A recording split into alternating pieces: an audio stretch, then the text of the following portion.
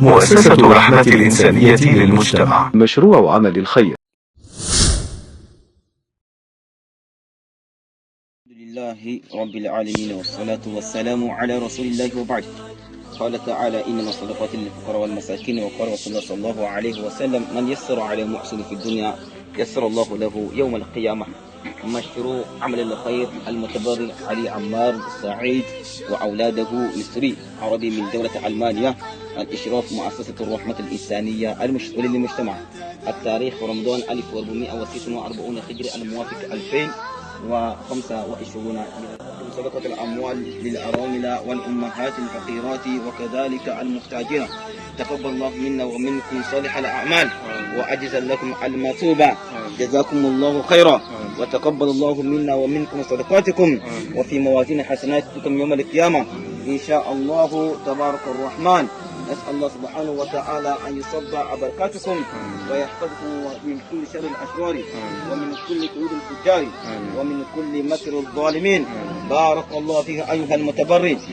شكرا هديت قلبي، شكرا نورت دربي، شكرا شكرا يا رب.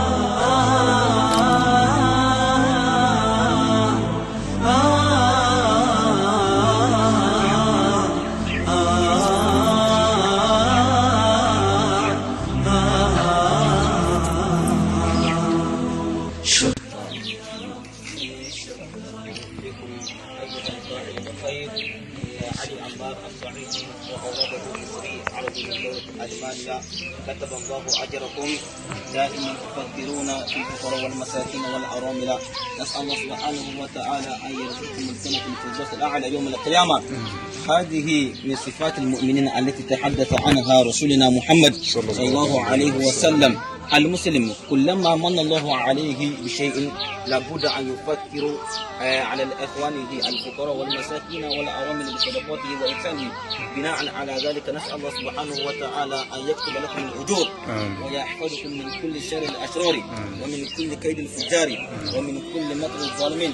فنبشركم أن الله سبحانه وتعالى لا يضيع أجر من أحسن عملا. زادكم الله حرصا في أعمالكم الخير والعطاء بالغفران. شكرا يا رب، شكرا يا رب.